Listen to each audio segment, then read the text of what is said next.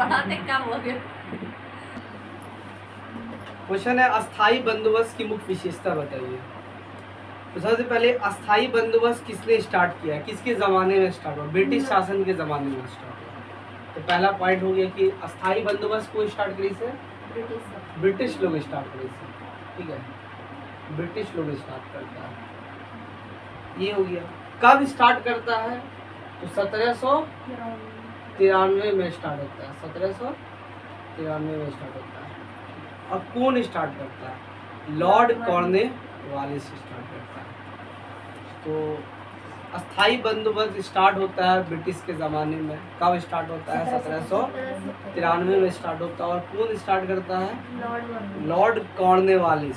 Cornwallis द्वारा कहाँ start होता है? 3 जगह, बंगाल, बिहार और उड़ीसा। उड़ीसा इस जगह होता है, 3 जगह होता है। तो अस्थाई बंदोबस्त की शुरुआत ब्रिटिश शासनकाल के ज़माने में 1793 को लॉर्ड कॉर्नवालिस के द्वारा बिहार, बंगाल और उड़ीसा राज्यों में स्टार्ट होता है। ये 3 राज्य में स्टार्ट होता है, बिहार, बंगाल और उड़ीसा, ये 3 जगह स्टार्ट होता है। ये क्या है? ये है क्या? अस्थाई बंदोबस्त है क्या? भू राजस्व व्यवस्था है। भू मतलब जमीन, राजस्व मतलब उससे जो टैक्स आ रहा है, जमीन से जो टैक्स आता है उसी का एक तरह का टैक्स है। मतलब अंग्रेज क्या करता है कि कोई जमींदार को बोल देता है तुम उस किसान से टैक्स लोगे, एक तो फिक्स टैक्स लोगे, ठीक है। जैसे जागीरदारी व्यवस्था में था, जो अकबर जो स्टार्ट करी था, कुछ जो है ना, वो उसी टाइप से था। तो ये क्या है? अस्थाई बंदोबस्त है क्या? भू राजस्व व्यवस्था। अस्थाई बंदोबस्त क्या है? तो इसका पॉइंट सब देख लो। पहला पॉइंट क्या है? देखो, अगर हम छोटा सा कीवर्ड लिखते हैं, पहला पॉइंट है कि ये किसने स्टार्ट किया है? ब्रिटिश ने स्टार्ट किया। कब स्टार्ट किया है? 1793 को स्टार्ट किया है। स्टार्ट जो किया है, कौन किया है? Lord Cornwallis. कॉर्नवालिस स्टार्ट करी से। कहाँ कहाँ स्टार्ट करी से? बिहार, बंगाल, उड़ीसा में स्टार्ट किया। और ये है क्या? ये एक राजस्व व्यवस्था है। ये क्या है? ये भू मतलब जमीन, भू राजस्व व्यवस्था है। क्या है ये? भू राजस्व व्यवस्था है। तो अस्थाई बंदोबस्त कहाँ से शुरू हुआ है? अस्थाई बंदोबस्त किसने शुरू किया है?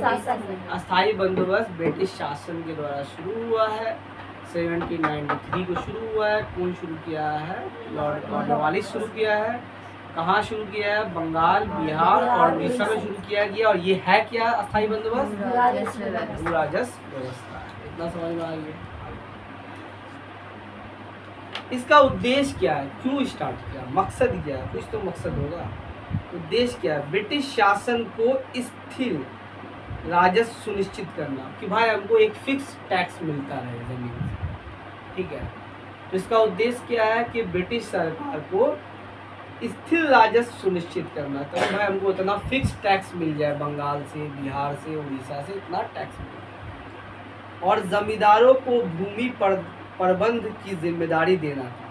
और जमींदार को दे दी इसकी जमीन का जिम्मेदारी तुमको दे दिया। अब तुम किसान को वो दो, और किसान से जो भी लगान उगेगा और जो भी होगा तो तुम उसको कलेक्ट करो, और कलेक्ट करके हमको दो। तो ये 2 तरह का उद्देश्य है कि ब्रिटिश सरकार को टैक्स आ जाए और जमींदार को भूमि प्रबंध की जिम्मेदारी दे दी जाए। अपना कहे होता करेगा, किसी को दे दी जिम्मेदारी। तो ये अब आते हैं इसकी विशेषता पे आती है, जो अस्थाई बंदोबस्त की विशेषता में नहीं सवाल। जमींदारों को अस्थाई स्वामित्व दे दिया गया, मालिक दे दिया गया कि तुम जमींदार हो। अस्थाई बंदोबस्त के तहत जमींदार को भूमि का अस्थाई स्वामित्व प्रदान किया गया। जमींदार को दे दिया गया, बस हमको टैक्स देना हो, बशर्ते ब्रिटिश सरकार का तय राजस्व समय पर चुका हो जाए। इस शर्त पे दिया गया कि भाई हमको उस जमीन से 1 लाख रुपए मान लो टैक्स आ रहा है, तो हमको टैक्स मिलना चाहिए। और अगर न मिलेगा तो तुमको हम सही से पीटेंगे। समझ गया? हम ब्रिटिश सरकार है, जमींदार है ये, और ये लोग किसान है। तुमको टैक्स लेना है लोग से, फिक्स टैक्स हमको चाहिए। नेट टैक्स मिलेगा तो तुम सोच लो। समझ में आ गया। तो ये जो चीज़ का था, जमींदारों को अस्थाई स्वामित्व दे दिया गया जमींदारी। ऐसा लो इतना बड़ा जमीन है कि ब्रिटिश सरकार कैसे कैसे लेगा, सब कुछ जमींदार को दे दी। अभी जमींदार का काम है कलेक्ट करना। तो अस्थाई बंदोबस्त के तहत जमींदार को भूमि दे दिया गया, मालिकाना दे दिया गया। बस ये है कि ब्रिटिश सरकार को पैसा भाई मिलते रहे। जमींदार अब केवल राजस्व एकत्र करने नहीं बल्कि भूमि का मालिक बन गया। पहले तो जमीन का जमींदार था कि किसान सिर्फ था, जमींदार था कि टैक्स कलेक्ट करता था। अब वो मालिक भी बन गया, अब वो जुल्म करेगा। यहाँ से जालिम स्टार्ट होता है। ये व्यवस्था पहले ही एक अस्थाई बंदोबस्त से अलग थी। जो पहले जो अकबर ब्रिटिश थी वो अस्थाई बंदोबस्त, जहाँ राजस्व दरें समय समय पर बदलती रहती थी, वहाँ समय समय पर टैक्स बदलता रहता था। अब ये फिक्स हो गया, स्थाई इसलिए है फिक्स, हमको इतना चाहिए। कैसे दोगे, कहाँ दोगे, हमको नहीं पता। फिक्स ये हो गया। राजस्व व्यवस्था दूसरा है राजस्व। इस व्यवस्था में राजस्व की राशि को अस्थायी रूप से सुनिश्चित कर दिया गया कि हमको फिक्स अब पैसा चाहिए, जो कभी ना बढ़ाया जाएगा। ये भी बोल दी कि अब ना, हाँ ये नहीं कि हम बढ़ा नहीं देंगे, अब ना घटा देंगे, हमको इतना चाहिए। उदाहरण के लिए बंगाल में जमींदार को सरकार को प्रति वर्ष लगभग 3.5 मिलियन रुपया देना पड़ता था। बाप रे। इसका उद्देश्य ब्रिटिश सरकार को निश्चित और नियमित आय सुनिश्चित हो, ब्रिटिश सरकार को पैसा आता रहे। तो पहला पॉइंट है जमींदार को पैसा, अस्थायी जमीन मिल गया। दूसरा पॉइंट है कि राजस्व मिल रहा है, अंग्रेज को टैक्स मिल रहा है, पैसा मिल रहा है। जमींदारों की भूमिका क्या है? अब जमींदार क्या करता है? जमींदारों को सरकार और किसान के बीच मध्यस्थता बनाया गया। किसान से अंग्रेज को टैक्स लेना है ना, तो किसान क्या करे, इस बीच में किसको कर दी, जमींदार बना दी। अब जमींदार किसान से टैक्स लेता था और किसको देता था? ब्रिटिश को देता था। तो जमींदार क्या हुआ, मध्यस्थता हुआ किसके बीच? किसान और पानी किसान और उनका जिम्मेदारी थी कि वह किसान से लगान वसूल करें। तो जमींदार का क्या जिम्मेदारी थी कि वह किसान से क्या वसूल करे, लगान वसूल करे।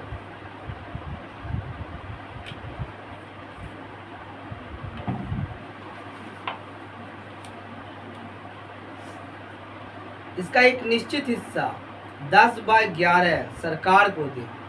अरे वाह, पूरा ले लेगा। 10/11 कैसे होगा? 11 हिस्से में 10 हिस्सा सरकार ले लेगा, बचेगा एक हिस्सा। अरे बाप।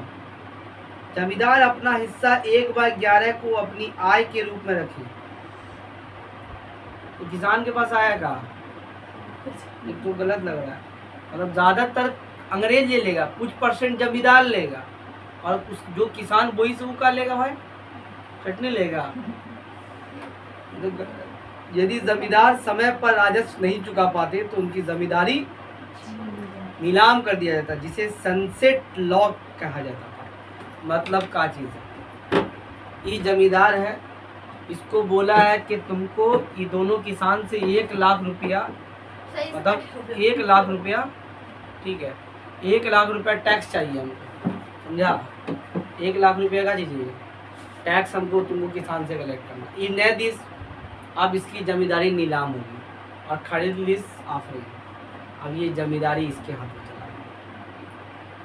अस्थाई था, लेकिन अगर टैक्स नहीं दोगी तो अस्थाई नहीं होगा, चला गया।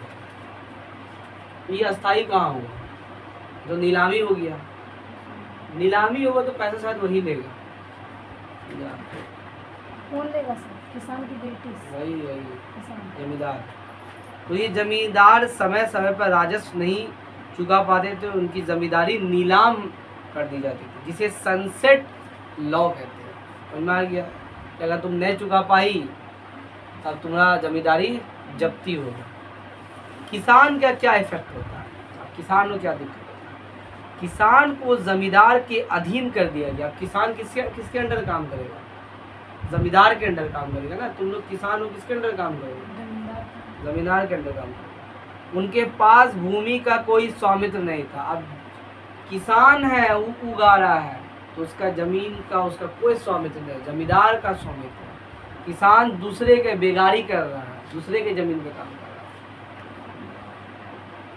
वह जमींदार के लिए किरायादार की तरह था।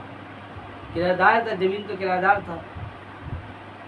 जमींदार मनमाने ढंग से लगान वसूल कर रहा था। मान लो कि इसकी अंग्रेज बोल रहा 60% वो लगान चाहिए, वो बोल रहा नहीं अंग्रेज 80% मांग रहा है, 20% वो घोटालेबाजी कर रही है।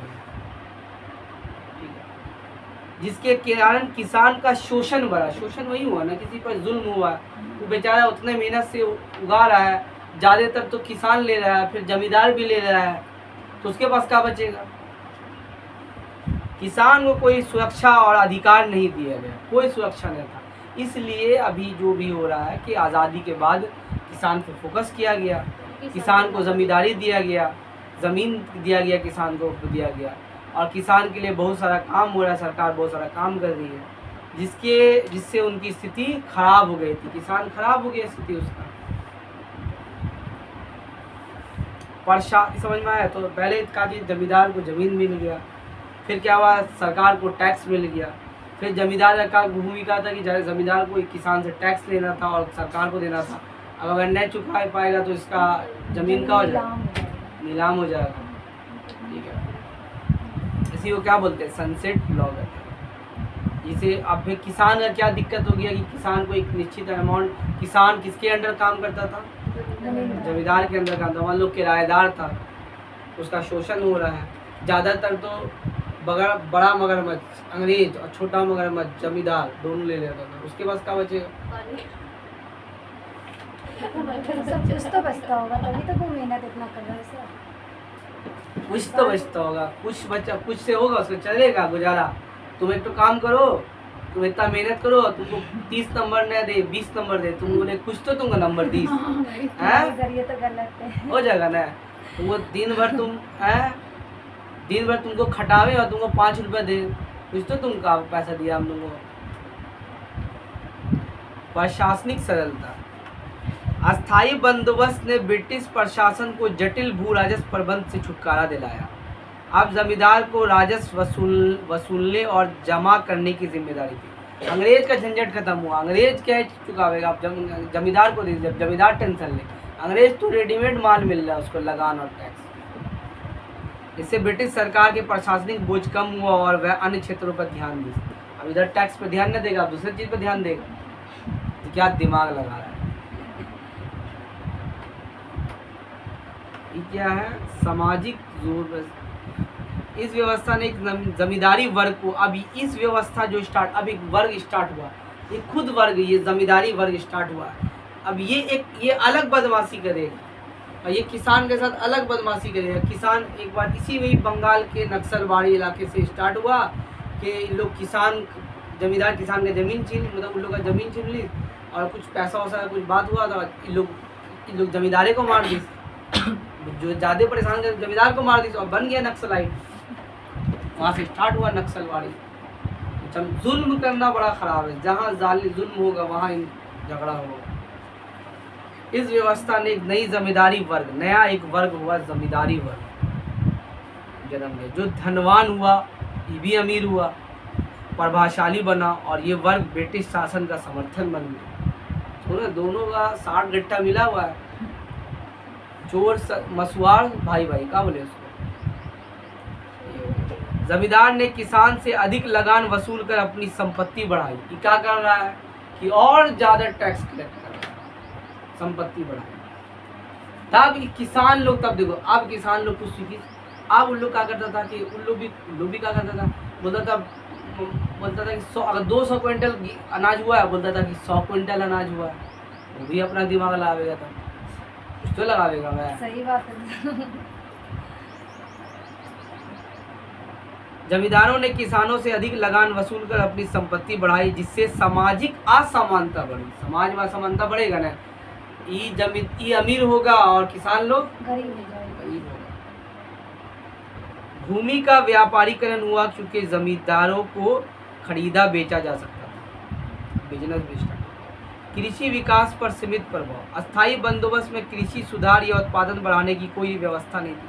अंग्रेज ठीक है, तुम टैक्स ले रहे हो तो तुम किस खेती, अच्छा ज़मीन के लिए, उपजाऊ के लिए उसको पानी का ध्यान दो, ये ध्यान दो, वो ध्यान दो, वो सब ध्यान देना चाहिए, जिससे प्रोडक्शन ज़्यादा बढ़े।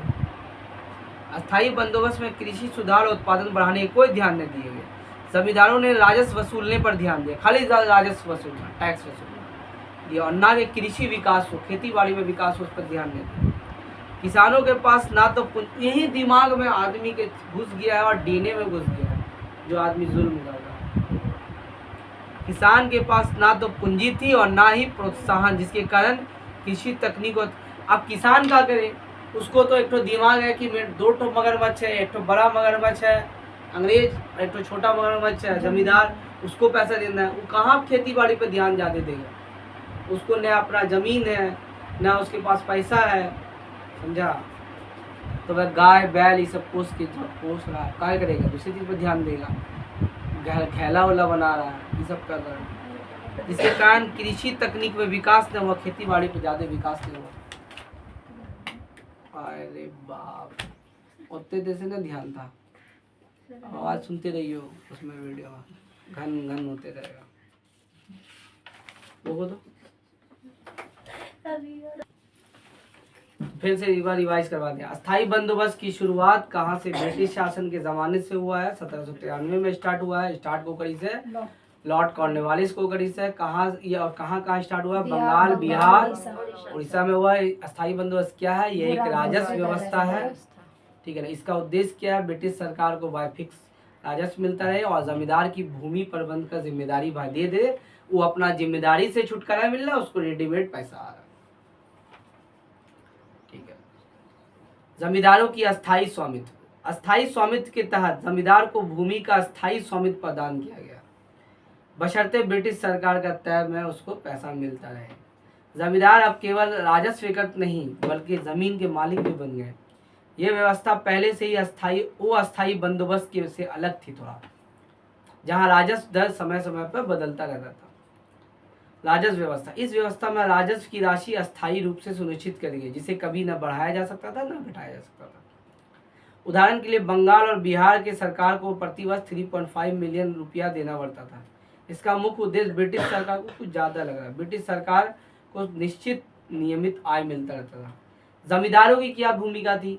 जमींदारों की को सरकार और किसान के बीच मध्यस्थता था बनाया गया। उनकी जिम्मेदारी थी कि वह किसान से लगान वसूल करे और एक निश्चित हिस्सा किसको दे दे? सरकार को दे दे। जमींदार अपने हिस्से का जमींदार भी कुछ हिस्सा अपना रखता था और बाकी किसान का होता था। यदि जमींदार समय पर राजस्व नहीं चुकाएगा तो उसका जमीन की जमींदारी क्या होगा? नीलामी होगी। इसे सनसेट का लॉ कहते हैं। किसान का क्या प्रभाव हुआ? किसान को जमींदार के अधीन कर दिया गया, उसके अंडर कर दिया गया और उनके पास कोई भूमि का स्वामित्व नहीं था, कोई मालिक स्वामित्व नहीं था। वह जमींदारों के लिए किराएदार की तरह काम करता था। जमींदार मनमाने ढंग से एक लगान वसूलता था, जिसके तहत किसान का क्या हो रहा है? शोषण हो रहा है, शोषण होता है, उस पर जुल्म हो रहा है। किसान को कोई सुरक्षा या एकाधिकार नहीं दिया गया, जिससे उनकी स्थिति दयनीय होगी। प्रशासनिक सरलता। अस्थायी बंदोबस्त ने ब्रिटिश शासन को जटिल भू राजस्व व्यवस्था में उसके तहत कितना टैक्स लेता, इस सब से छुटकारा दे दिया। अब जमींदारों को राजस्व वसूलना और जमा करने की जिम्मेदारी दे दी। इससे ब्रिटिश शासन का जो इसको बोझ कम हुआ, अब वो ध्यान किस पे तरफ दे रहा है? दूसरी तरफ दे रहा है। समाज में असमानता कैसे हुआ?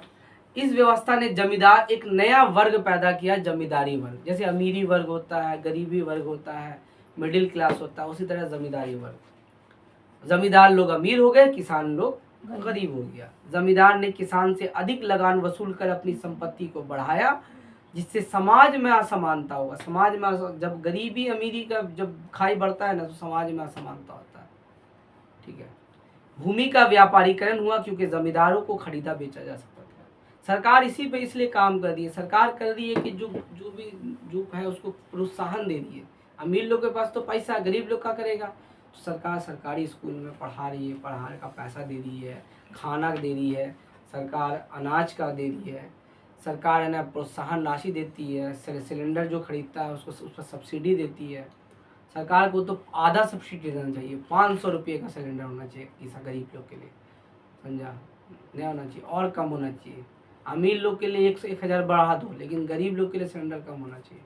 सरकार फोकस करना चाहिए, सरकार को सब चीज़ पे। सरकार को है ना, सरकार को हर लड़की को 2000 रुपया, हर एक परिवार में 2000 रुपया देना चाहिए कम से कम। हटिया से कम 2000 रुपया तो काम तो कर सके वह, समझा। नया कितनी लेडीज लोग बेचारी लोग का कुछ समझ रहे हैं, हम जानते हैं ना क्या कर, तो बहुत है, उसको ई करना चाहिए सरकार को। 2-2 हजार महीना बांध देना चाहिए, 1000 रुपये महीना बांध देना चाहिए। एक परिवार में एक लेडीज के हाथ के अकाउंट में 1000 रुपये देगा, वो बेचारी घर को अच्छे से चला सके। सरकार बिहार को में नहीं होता सर, बिहार के बाहर होता है सब। सरकार को ये सब तो फोकस हम सब बिजली पीछे पर ध्यान ही देना है। चाहिए। सरकार तो है ना खाली उल्टा उल्टा काम कर रहा है। इस व्यवस्था ने जमींदारी वर्ग को जन्म दिया और ये सब किया। भूमि का व्यापारीकरण, फिर कृषि विकास सीमित हो गया। अब अस्थायी बंदोबस्त में कृषि सुधार नहीं हो सका। जमींदारों ने राजस्व वसूल पे ध्यान दिया, कृषि के विकास पे ध्यान नहीं दिया। अब किसान भी कृषि विकास पे कैसे ध्यान देगा? उसको तो दिमाग में आया कि भाई हमको टैक्स वसूलना है। इस पर एक मूवी निकल गई लगान। सही बात है। क्या जरूरत? सुनते हैं इसको भी सूद कहते हैं। कोई आदमी मेरे पास जमीन है, बहुत जमीन है, और हमने किसी को रखवा करके काम करवा रहे हैं, तो ये भी एक सूद टाइप का होगा। बोला जाता है कि जो जमीन जिसका है उसी को करना चाहिए। ये एक मेरे लिहाज से तो सही बात है, बोला जा रहा है। क्षेत्र सीमा, ये व्यवस्था मुख्य रूप से बंगाल बिहार, कहाँ हुआ है? बंगाल में, बिहार में, उड़ीसा के क्षेत्रों में हुआ है। बाद में अन्य क्षेत्रों में यह स्टार्ट हुआ है। ब्रिटिश को क्या फायदा हुआ है? ब्रिटिश सरकार को फिक्स टैक्स मिल गया, वित्त उसका, जमींदार को जमीन मिल गया। अब किसान को क्या मिल रहा? कुछ नहीं। किसान का शोषण हुआ। कमियां क्या थी? किसान को शोषण हुआ, ठीक है, किसान का शोषण बढ़ा, ये सब हुआ। कृषि विकास रुक गया। समाज में असमानता हुआ, अमीर और गरीब का खाई हुआ। जहाँ अमीर गरीब का खाई होगा, फिर क्या होगा? किसान लोग चोर बनेगा, डकैती करेगा, उगा करेगा, कहीं से तो पैसा लाएगा, हो गया, फिर झगड़ा करेगा, फिर किसकी डकैती मारेगा? हो मारो जमींदारों को, मारो एकदम पटक पटक के मारो जमींदारों को। आई फुल्ली सपोर्टेड, ठीक है। निष्कर्ष यही निकलता है कि अस्थायी बंदोबस्त औपनिवेशिक शासन में एक महत्वपूर्ण भू राजस्व था, जिसने जमींदार को सशक्त बनाया और सरकार को स्थिर टैक्स मिला। हालांकि इससे किसान को क्या मिला? शोषण हुआ। किसान जिम्मेदार, इसको ब्रिटिश सरकार भी बढ़ा, ये भी बढ़ा, लेकिन किसान को नुकसान हुआ। तो ये सब भाग हुआ। तो एक तो हम रोक दो।